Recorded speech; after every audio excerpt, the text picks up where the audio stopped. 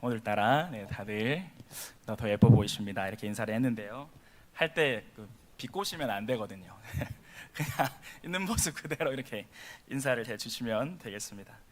오늘은 선교위원회 헌신 예배로 모이는데요. 여러분들은 혹시 선교라고 했을 때 그 선교의 경험을 가지고 계십니까? 선교는 저희가 보통 생각할 때는 이렇게 해외로 나가는 걸 선교라고 생각을 하지만 국내 선교도 있고요, 해외 선교도 있고 다양한 선교의 형태가 있을 수도 있는데요. 저는 22살이죠. 22살, 3살 그쯤일 것 같아요. 우리 제가 이전에 계시던 권영동 목사님과 함께 필리핀 이렇게 선교를 이렇게 다녀온 적이 있거든요. 그 전에 옛날에 제가 울산에 살 때는 제가 중3인가 고1 때 캄보디아 쪽으로 한번 선교를 갔다 온 경험이 있는데 그때는 아무것도 모르고 그냥 놀러 갔다 온 기분. 그래서 막 선교사님한테 혼나고 다시는 절대 이런 팀이 오면 안 된다고 막 아무것도 준비 안 해놓고 왜 왔냐고 막 혼나고 막 그랬던 기억이 나는데 이 22살, 이 23살 때는 조금 독한 목사님을 만났습니다. 여러분 동산교회 역사를 보시면 좀 독한 목사님 한 분이 계셨는데요. 오자마자 막 저희를 확 잡으셔가지고 저희 청년회를 막 훈련시키기 시작하는데요. 1년 동안 선교를 준비했어요. 1년 동안 선교를 준비했는데 막 태권도도 그때 제가 조금 더 날씬했거든요. 그때는요. 날마다 발전하고 있는데 그때는 제가 조금 날씬했습니다. 그런데 그때 제가 태권도를 1년 동안 다녔어요. 다녀가지고 검은띠를 취득했습니다. 검은띠 1단을 취득한 다음에 그러고 선교에 갔었어요. 근데 저만 그런 게 아니라 저희 청년들이 1년 동안 태권도 도장을 다녔어요.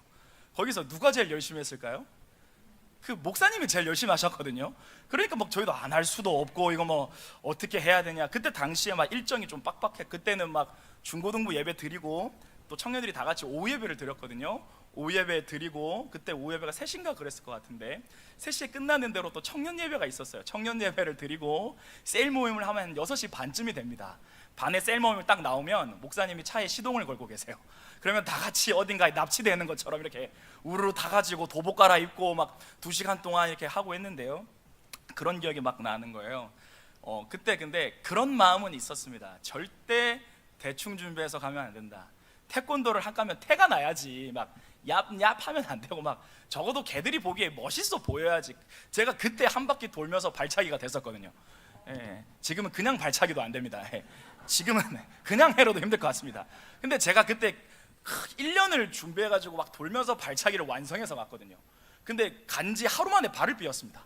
막 설거지 해오라 해가지고 막 기분 좋게 들고 막 계곡으로 뛰어가다 넘어져가지고 제가 그때부터 잡아주는 사람으로 바뀌고 막 그렇게 했는데 뭐 여러 가지 그때 뭐 마술, 뭐 난타, 뭐 댄스 많이 있었는데 절대 대충 해서는 안 된다 이래가지고 1년 동안 준비를 해서 선교 현장에 갔어요.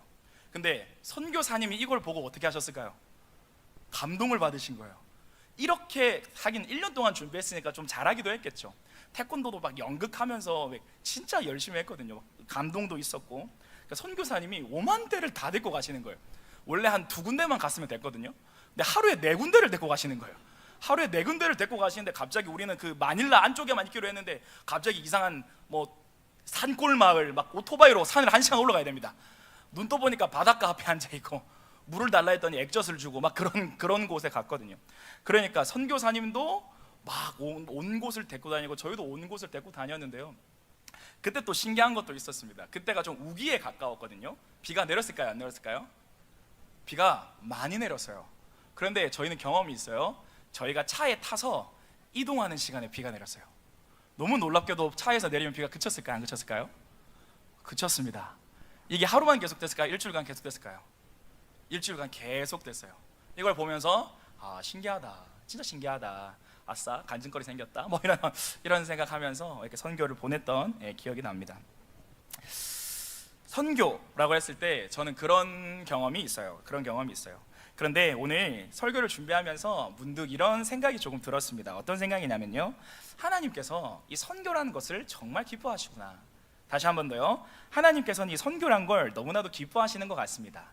아니 조금 더 정확하게 말하면요, 하나님께서는요 복음이 전해지고 그리고 그 복음을 전하기 위해서 무언가 투자하고 준비하는 것을 하나님께서는 너무나도 기뻐하시는 것 같습니다. 제가 좋아하는 성경학자이자 목사님이 계신데 미국의 존 파이퍼라는 목사님이 계십니다. 그분이 이렇게 말씀하셨어요. 선교란 내가 아는 하나님의 기쁨을 그것을 모르는 사람에게 전하는 것이다. 다시 한 번 더요. 선교란 내가 아는 하나님의 기쁨을 그것을 모르는 사람에게 전하는 것이다. 여러분, 하나님은 기뻐하시는 분일 뿐만 아니라 하나님은 기쁨 그 자체이시거든요. 하나님은 단순히 좋아하시는 분이 아니라 하나님이 행복 그 자체이시거든요. 그러니까 하나님께 나오는 모든 자는 기쁨을 누립니다. 하나님께 나아오는 모든 자는 행복할 수 있어요. 왜냐하면 하나님이 기쁨과 행복 그 자체이시기 때문입니다. 그러니까요, 이 하나님이 기쁨이시라는 사실, 하나님께 나아오는 자는 목마르지 않고 영원히 솟아오르는 그 생명수를 마신다는 사실을 모르는 사람에게 전하는 것이 바로 뭐라고요? 선교라고 할 수 있는데요, 그렇게만 따진다면 단순히 우리가 국내를 가냐 해외를 가냐 이것으로 선교는 구분할 수 없을 것 같습니다. 그냥 하나님이 얼마나 기쁨 가득하신 분이고 그분 앞에 순종하며 살아가는 삶, 그분을 믿는 삶, 그분 앞에 엎드리며 그분의 다스림을 받는 삶이 얼마나 행복하고 기쁜 일인지 그것을 전하는 자리가 있다면 그곳이 바로 선교의 현장이라고 할 수 있죠. 그리고 저는 오늘 이것을 설교에서 선교적 삶이라고 하고 싶습니다. 이러한 선교적 삶을 살아가는 것이 하나님이 우리에게 그토록 바라시는 게 아닐까요? 하나님의 자녀인 우리가 하나님을 너무 기뻐하고 그분을 너무 자랑스러워하고 그분에게 감탄해가며 그것을 모르는 사람에게 그것을 흘려보낼 수만 있다면 그것이 하나님이 우리에게 원하시는 삶이 아닐까요? 이러한 선교적 삶을 살아내신 분이 계시는데요, 오늘 본문에 의하면 예수님의 그 십자가상에서 하신 말씀이 등장합니다. 우리 예수님이 이러한 선교적 삶을 사셨던 분인데요, 이러한 예수님의 삶을 보며 우리도 도전받을 수 있기를 소원합니다. 짧게 두 가지를 살펴볼 건데요, 오늘 본문을 제가 한번 다시 읽어보도록 하겠습니다. 예수께서 가라사대 아버지여 저희를 사하여 주옵소서, 자기의 하는 것을 알지 못함이니이다 하시더라. 저희가 그 옷을 나눠 제비 뽑을세. 여러분, 오늘 말씀은 십자가 위에서 하신 말씀이라고 했죠. 제가 옛날에 오후 예배 설교 와가지고 이 십자가의 고통을 조금 이렇게 의학적으로 한두 번 설명을 해드린 경험이 있는 것 같은데 오늘도 한 번 더 설명하고자 합니다. 이것을 하는 이유는 나중에 가겠지만요, 여러분, 우리 십자가는요 예전에 전설에 의하면 여기에 손을 박았다고 되어 있어요. 그런데 문제가 생겼습니다. 여기에서 십자가에 당한 사람들이 종종 어떻게 된 걸까요? 여기가 찢어지면서 십자가에서 떨어지는 일이 발생했어요.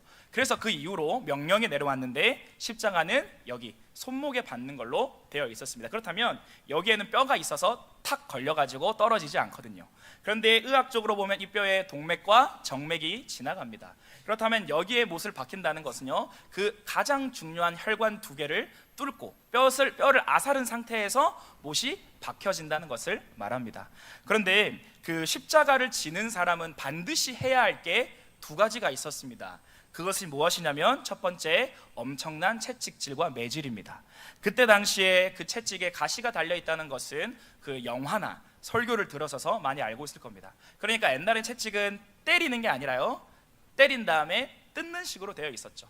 그러니까 뭐 전설에 내장이 튀어나왔다, 장기가 보였다, 이런 전설이 남아있겠죠. 이렇게 한없이 매질을 당합니다. 우리 주님께서는요 조롱도 받으셨어요. 가시 면류관을 씌워주면서 네가 왕이다 이런 식으로 조롱도 받으시고 침뱉음 당하시고 그렇게 하셨죠. 그런데 그 매질을 당한 사람이 두 번째 해야 하는 게 있다면요, 자기의 십자가는 누가 져야 할까요? 자기가 지고 올라가야 하는 거예요. 여기에서 저희 교회에서 저기 온청장역 그까지의 거리가 산으로 되어 있을 때 그것이 예수님이 지고 가신 골고다 언덕의 거리가 조금 되거든요. 2.1km에서 2.3km 정도. 그러니까 그 정도 거리를 예수님이 십자가를 지시고 골고다 언덕이라고 하잖아요. 그 언덕길을 자기가 십자가를 메고 올라가야 되는 거예요. 근데 우리 예수님이 많은 채찍질을 당하셨기 때문에 탈수 증상과 심각한 두통이 있으셨던 것 같습니다. 많이 넘어지셨어요. 많이 넘어지시고 많이 쓰러졌어요. 성지순례 현장에 가면 예수님이 그때마다 벽을 짚었던 곳을 이렇게 포인트로 표시하고 있습니다. 되게 7개에서 6개가 있는 걸로 알고 있는데요, 예수님이 벽을 집으셨던 그 자리에 표시를 해놓고 있죠. 그러니까 결국 예수님은 자기 십자가를 다 지지 못하셨어요. 그러니까 로마 병정들이 시간이 지체될 걸 두려워서 그 구레네 시몬이라는 사람을 불러다가 예수님의 십자가를 지게 했습니다. 그렇게 매질과 자기의 십자가를 지고 골고다 언덕까지 올라가신 예수님은요, 그 후에 온 몸과 발이 십자가에 못이 박히셨습니다. 여러분, 그 상태에서 못이 박히셨다, 그걸 어떻게 될까요? 버티고 있을 수 있을까요? 아니면 몸이 늘어지게 될까요? 당연히 몸이 늘어지게 됩니다. 그래서요, 십자가에 달린 사람은 호흡을 제대로 하지 못해요. 그래서 십자가는 과다 출혈로 사실 죽는 형벌이기보다는 3, 4일 동안 이렇게 계속 반복되는 거예요. 이렇게 횡격막이 눌리게 되니까 호흡이 안 되는 거죠. 그러니까 숨을 쉬기 위해서 어떻게 해야 될까요? 십자가에 달린 사람은 발과 손목에 힘을 줘야 됩니다. 근데 그 발과 손목에는 못이 들어가 있죠. 그러니까 이걸 버텨가면서 올라왔다가요, 한번 숨을 쉬고 어떻게 될까요? 다시 탕 떨어지게 되는 거죠. 이걸 며칠을 반복하는 거예요. 이틀 3일을 반복하면 그 사람은 죽게 되는데, 우리 예수님은 6시간 만에 돌아가시게 됐죠. 그래서 처음에 예수님의 시체를 찾으러 갔을 때 그 왕이 빌라도가 이렇게 말합니다. 예수가 벌써 죽었을까 하여. 왜냐하면 보통 달리면 이틀 3일이 걸리는데 6시간 만에 시체를 달라고 하니까요. 그걸 볼 때 보통 학자들이 탈수 증세에 의한 심장 파열로 우리 주님은 돌아가셨을 확률이 매우 높다라고 말씀하시는 거죠. 그렇게 그 상태에서 숨을 쉬고 다시 떨어져가고 숨을 쉬고 떨어져가며 이렇게 반복하시다가 우리 주님은 하나님께 그 영혼이 올려지시게 됐는데요. 여러분, 그래서요, 오늘 하신 말씀이 절대 평범한 상황에서 나온 말씀이 아니라는 거예요. 이 말씀은요, 하지 않으셔도 되는 말씀인데요, 얼마나 중요하면 우리에게 알려주시기 위해서 하셨을까요? 그러니까 결국 이렇게 올라오셔서 숨을 한번 쉬시면서 아버지여를 한번 부르고 떨어지신 다음에, 올라오신 다음에 저들의 죄를이라고 말한 다음에 떨어지시고, 사하여 주시옵소서 하고 다시 몸이 떨어지시고, 이거를 반복하면서 하셨고, 그거를 밑에서 들은 사람들이 기록해 놓은 사건이 오늘 십자가 사건입니다. 여러분, 그런데 우리를 오늘 놀라게 하는 것이 있다면 그러한 상황에서 오늘 예수님의 첫 마디가 우리를 너무나도 놀라게 합니다. 무슨 말입니까? 예수께서 가라사대 아버지여.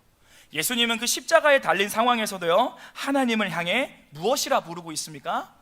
아버지라는, 그때 당시 이스라엘 사회에서 가장 부를 수 있었던 가장 친밀한 호칭으로 하나님을 부르고 계신 거예요. 예수님의 안에는 하나님을 향한 친밀함과 하나님을 향한 신뢰, 그럼에도 불구하고 꺼지지 않는 하나님을 향한 사랑이 예수님의 마음을 붙잡고 있었습니다. 오늘 제가 설교 제목을요, 하나님께서 그 마음에 계실 때라고 잡았는데요, 무슨 말이십니까? 하나님께서 한 사람의 영혼과 인격을 붙잡으실 때, 그 마음을 붙잡으실 때 놀라운 말도 안 되는 일이 발생한다는 거예요. 그것이 무엇입니까? 상황을 이기는, 현실을 이겨가는 하나님의 친밀함과 그 붙드심을 경험하게 된다라는 것입니다. 그래서요, 선교적 삶, 예수님이 우리에게 보여주셨던 선교적 삶이 무엇인가? 그 첫 번째가 현실을 뛰어넘는 하나님과의 친밀함을 누리는 삶입니다. 여러분, 어쩌면요, 이 세상을 정말 힘있게 살아가기 위해서는요, 사회생활의 능력과 지성도 너무 중요합니다. 제가 청년들에게 너무 강조해요. 신앙 하면서 사회 나가서 빌빌대면서 살지 마. 성실하게 살고 열심히 준비하고 전문가가 돼. 열심히 공부하고 너희를 필요로 하는 사람이 돼야지, 정말 신앙 좋다는 소문이 듣는데 사회 나가서 아무런 힘을 쓰지 못하는, 정말 너가 능력이 모자란다면 성실함으로 그것을 때우는 삶을 살아야지 하면서 가르치곤 하는데요, 하지만 오늘 설교에서는 이렇게 강조하고 싶습니다. 그 사회생활 능력과 지성보다도, 어쩌면 사회적 위치보다도 정말 우리가 이 세상을 살아가는 데 필요한 것이 있다면 하나님과의 친밀함이 아닐까요? 풍파가 불어오고 불안과 두려움이 있는 이 세상, 때로는 내 뜻대로 되지 않습니다. 때로는 우리의 뜻대로 될 것입니다.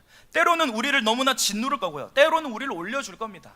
그러한 세상에서 살아가는데 힘있게 살아가는 선교적 삶을 살아가기 위해서는 무엇보다도 이 하나님과의 친밀함, 곧 하나님께서 온전히 내 마음을 주관하시도록 맡겨드리는 삶, 그분을 인정하는 삶, 그것이 필요한 게 아닐까요?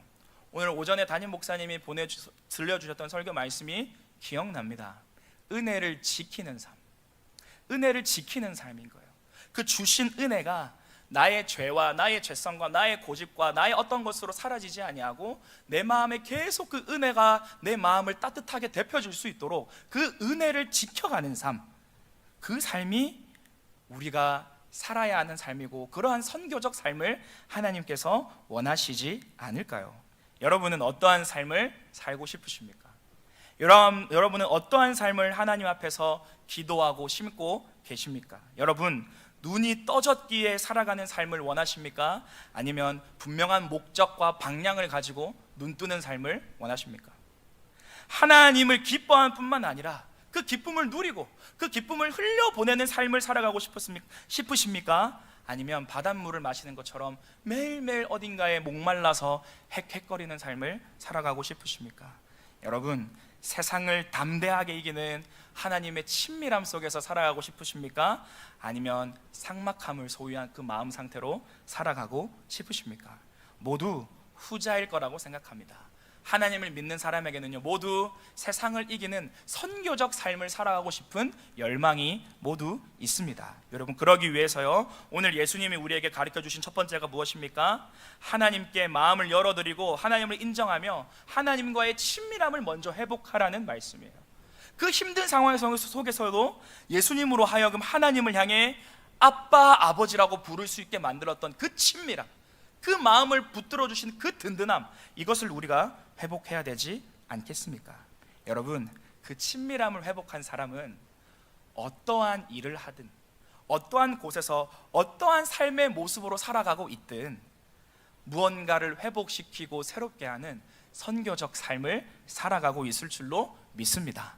그래서 여러분의 삶의 형태가 어떠하든지 하나님의 친밀감만, 그분을 향한 사랑만 회복할 수 있다면 여러분이 서 있는 그곳이 선교지가 될 줄로 믿습니다.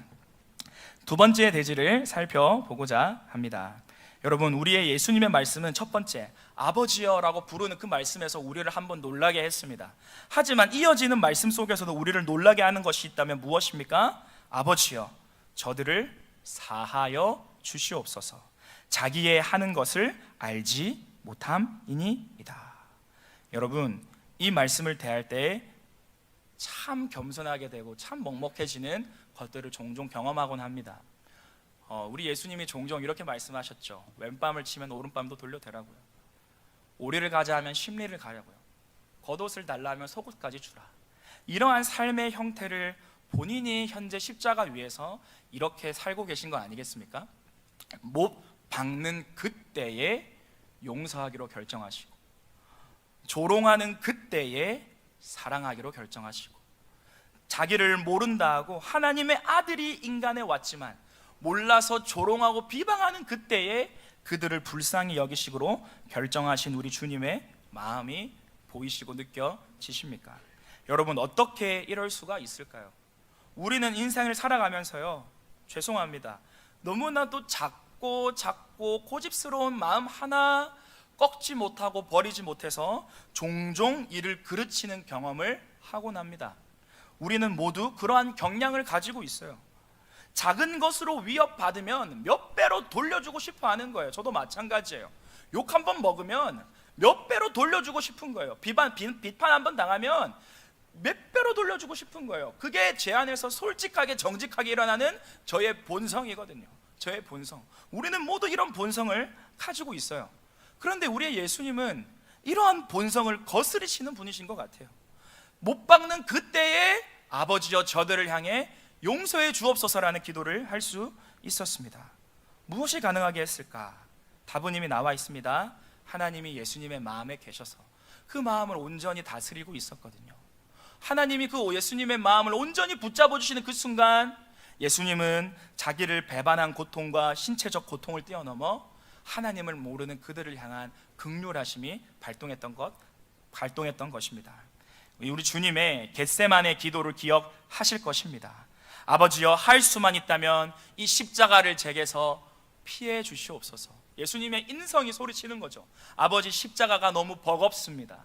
너무 십자가가 두렵습니다.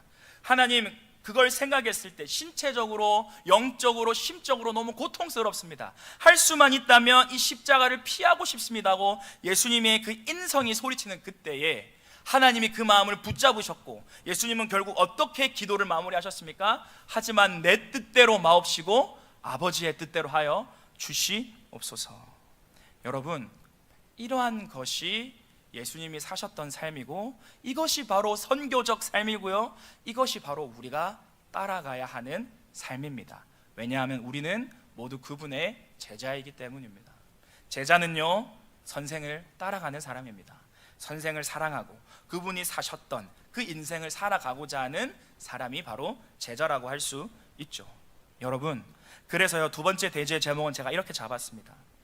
선교적 삶을 살고자 하는 사람, 즉 하나님이 그 마음에 계실 때 현실을 뛰어넘는 간절함과 소원, 그 새로운 꿈을 품게 된다고요. 우리 예수님은 현실을 뛰어넘는 간절한 소원, 무엇이었습니까? 그들을 용서하고자 하는 마음을 품으셨습니다. 여러분, 우리 선교적 삶을 실제적으로 살았던 우리 선교사님들의 실제적 일화와 기도를 몇 개 설명하고 이제 마무리를 짓고자 합니다. 우리 한국의 선교의 시초라고 했을 때 많은 분들을 들 수 있지만 대표적인 선교사님으로 언더우드 선교사님을 들곤 합니다. 그리고 그분이 하신 기도문이 남아 있는데, 사실 이거는 그분이 하신 기도문이 아니라 사실 그분의 삶을 본 사람이 이렇게 기도하셨을 거다 하고 추측해서 적은 기도문이긴 합니다만, 저는 여기서 필요상 언더우드의 기도라고 해서 소개해 드리겠습니다. 이렇게 기도하고 있습니다. 주여, 지금은 아무것도 보이지 않습니다. 한국에 온 그 시점을 말합니다. 몇 개월간 배를 타고 미국에서 한국에 도착한 그 시점. 주여, 지금은 아무것도 보이지 않습니다. 메마르고 가난한 땅, 나무 한 그루 시원하게 자라나지 못하고 있는 땅에 저희들을 옮겨와 하나님께서 심으셨습니다. 주께서 붙잡아 뚝 떨어뜨려 놓으신 듯한 이곳, 지금은 아무것도 보이지 않습니다. 보이는 것은 고집스럽게 얼룩진 어둠, 고통이 고통인 줄 모르는 자들, 고통을 벗겨주겠다고 하면 의심부터 하는 자들 뿐입니다. 그리고 주님, 이곳에 도착은 했지만 저희가 무엇을 해야 할지 당장 보이지는 않습니다. 그러나 주님, 순종하기를 원합니다. 겸손하게 순종할 때 주께서 일을 시작하시고 그 하시는 일을 우리의 영적인 눈으로 볼 수 있는 날이 있을 것입니다. 지금은 우리가 황무지 위에서 맨손으로 서 있는 것 같사오나 눈물로 기뻐할 날이 있음을 믿습니다. 지금은 경계와 의심과 멸시와 천대가 가득한 곳이지만 머지않아 이곳은 하나님을 찬양하는 소리로 가득할 것입니다. 주여, 제 믿음을 붙잡아 주시옵소서. 여러분, 이 기도, 언더우드 선교사님의 마음을 반영했다고 하는 이 기도, 여러분, 이 기도를 어떻게 이러한 기도를 드리는 삶을 살아갈 수 있었을까요? 어떻게 이 선교사님의 마음에는 이것이 불붙는 소원이 되어 살아갈 수 있는 삶이 되었을까요? 그 마음에 하나님이 계시니까, 즉 하나님을 그 마음에 모시고 인정하고 그분과 교제하는 삶을 매일같이 살아가는 사람들은요, 이러한 선교적인 삶, 간절한 소원과 비범한 꿈을 품는 삶을 살아가게 되는 것입니다. 한 다른 선교사님의 일화를 말씀드리겠습니다. 제가 짐 엘리엇이라는 선교사님입니다. 우리 청년들이 너무나 좋아하는 선교사님이고요. 적는 자의 그늘이라는 책을 이분의 아내가 지으셨는데요, 이분의 일기장에 23살 때 적은 기도문입니다. 제가 현재 29, 30이거든요. 저는 이때 이런 기도를 꿈꾸지 않았습니다. 이때 저는 너무나도 그냥 여자친구 언제 생깁니까? 뭐 이런 기도만 많이 품고 있었고, 뭐 돈이 없습니다, 이런 기도만 많이 했었는데요, 이분은 이렇게 일기장에 적어놨어요. 하나님, 마른 막대기 같은 제 삶에 불을 붙이사 주님을 위해 온전히 소멸하게 하소서. 하나님, 제 삶은 주의 것이오니 다 태워주소서. 저는 오래 사는 것을 원하지 않습니다. 다만 주 예수님처럼 꽉 찬 삶을 살기 원합니다. 아버지, 제 생명을 취하소서. 주님의 뜻이라면 제 피를 취하소서. 주님의 제단에 제 피를 태우소서. 제 것이 아니기에 아끼지 아니하겠습니다. 주님, 다 가지시옵소서. 나의 생명을 세상을 위한 희생으로 부으소서. 제 피는 주님의 제단 앞에 흐를 것이고 그때에 제 피는 가치 있게 될 것입니다. 어떻게 이 마음을 품을 수 있었을까요? 23살의 짐 엘리엇 이 선교사님이 복음을 듣고 복음에 빚진 마음이 생겼을 때 하나님을 모른다는 한국이라는 땅이 있다는 그 소식을 들었는데요, 어떤 사람들은 너무나도 쉽게 넘겨버렸어요. 그런데 이 짐 엘리엇, 한국이 아니죠, 에콰도르죠. 에콰도르라는 땅에 딱 들었을 때 이 짐 엘리엇 이 선교사님의 삶에는 빚진 그 마음이 확 올라왔단 말이에요. 아무도 거들떠보지 않는 그 에콰도르의 식인 부족들, 내가 거기 가서 복음 전해야겠다. 그리고 비행기 띄워놓고요, 혹시 도망갈까봐 모래톱에 비행기를 박아버립니다. 비행기는 고장이 났습니다. 뜨지 못합니다. 그런 다음 짐 엘리엇 선교사님은 당신의 친구들과 함께 손을 잡은 다음에 아우카 부족이었거든요. 아우카 부족에게 예수님의 복음을, 아우카 부족에게 예수님의 복음을 외치면서 나갔어요.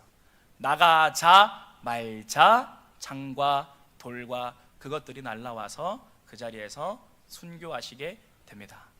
그때 던겨주었던 성경 몇 장, 그때 뒤에 가지고 있었지만 쓰지 않았던 권총, 후에 이 짐 엘리엇 선교사님의 아내분이 돌아왔을 때 짐 엘리엇 선교사님의 아내인 것을 알고 자신의 잘못을 뉘우치고 그럼에도 불구하고 포기하지 않고 이곳을 다시 방문한 그 하나님의 사랑을 본받아 그 아우카 부족의 교회가 세워졌고, 하나님은 그 아우카 부족을 당신의 아들, 딸로 삼으셨던 것이죠.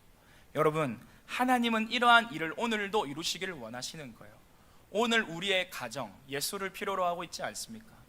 오늘 우리의 교회와 이웃 예수를 필요로 하고 있지 않습니까?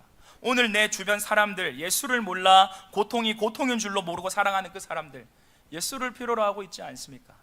이 하나님의 우리의 마음이 계실 때 하나님은 우리의 마음을 다스리실 것입니다. 하지만 우리가 부담스럽다고 하나님의 마음을 몰아내기 시작할 때 우리는 선교사적 삶을 감당하지 못해요. 그냥 눈이 떴기 때문에 오늘 하루를 살아가는 그러한 인생을 살아가게 될 거예요. 하지만 하나님을 인정하고 모시기 시작하며 그분의 마음 앞에 겸손히 엎드릴 때 잘났으나 못났으나 능력이 있으나 없으나 어딘가를 회복시키는 선교적인 삶을 살게 될 것입니다. 그리고 오늘 주님께서 그러한 사람이 우리 동산교회에 일어나기를 원하시지 아니하겠습니까? 여러분, 말씀을 맺고자 합니다. 이 시대는 한 사람을 기다리고 있습니다. 누구입니까? 그 마음에 하나님이 거하시는 한 사람입니다. 그래서 선교적인 삶, 즉 하나님의 그 기쁨과 좋으심을 누려가고 그 기쁨을 흘려보내고자 하는 그 한 사람, 이 시대는 그러한 사람을 기다리고 있습니다. 또요, 이 시대만 기다리는 것이 아니라 하나님도 그러한 한 사람을 찾고 계십니다. 하나님이 그러한 사람을 찾으시고 사용하시고 준비시키고자 하실 때 우리가 하나님 앞에 겸손히 주여 제 것이 아닌 내 인생 아끼지 아니하겠나이다, 나를 그 일터에서, 나를 이 가정에서, 혹은 나를 그 선교지에서 주여 나를 사용하여 주시옵소서라는 그 불붙는 열망 앞으로, 열망을 가지고 하나님 앞에 나아간다면요, 하나님이 어찌 그 인생을 아끼시고 돌보시지 아니하겠습니까? 여러분, 예수 믿는 모든 사람은요 하나님이 남겨두신 은혜가 있습니다. 그렇기에 지금은 비록 빛이 바라고 보이지 않을지라도 그 선교적인 삶, 하나님의 기쁨을 누리고 전하고자 하는 모든 삶을 살고 싶어합니다. 이것은 주님이 우리 마음에 심으셨고 죽는 그날까지 없어지지 않습니다. 다시 주님이 이 마음에 불을 붙여만 주신다면 우리는 그 선교적인 삶을 살아갈 수가 있는 거예요. 하지만 그러한 삶은 저절로 사라지지가 않습니다. 오늘 오전에 말씀해 주셨던 것처럼요, 은혜를 지켜가고자 하는 몸부림이 없으면요 우리는 결코 신자로 살아갈 수가 없어요. 신자는요 우리의 힘으로 살아가는 존재가 아니라서 결코 우리의 힘만으로 우리는 신자로 살아갈 수가 없습니다. 그러니까 날마다 말씀의 영향력을 받으며 기도로서 그분 앞에 엎드리는 삶이 사라져 있으면 우리는 신자가 아닌 그 무엇으로 살아가고 있을 확률이 높습니다. 그 말은 나도 하나님의 기쁨을 누리지 못할 뿐더러 그 옆에 목마른 사람에게 그 기쁨도 주지 못하는 삶, 하나님의 마음에 눈물과 아픔과 불명예만 드리는 삶을 살아가고 있을 확률이 높다는 것이죠. 여러분, 어떠한 결단으로 이번 일주일을 살아가시겠습니까? 말씀을 가까이 하고요, 그 말씀에서 나타나시는 하나님의 마음의 영향을 받고요, 기도 가운데 우리의 자존심과 고집들이 꺾여지고요, 다시 한번 겸손을 배우고요, 주님을 본받는 그러한 사람, 그러한 사람으로 여러분을 두신 그 자리에서 선교적인 삶을 살아가고 싶지 않으십니까? 오늘 성령님께서 역사하셔서 참 우리는 우리의 고집만을 꺾지 아니하고 고집만을 주장하기를 원하는 존재이지만요, 성령님 좀 강권적으로 역사해 주셔서 이런 고집스러운 우리의 소원 가운데 선교적인 삶, 하나님의 영광을 드러내는 삶, 그분을 사랑하고 가까이 하는 삶이라는 것에 그 소원이 다시 한 번 더 불이 일어날 수 있었으면 좋겠습니다. 성령님을 의지하시고요, 여러분들도 그러한 삶을 살아가도록 하나님 앞에 겸손하게 엎드리시는 여러분 되시기를 축복합니다.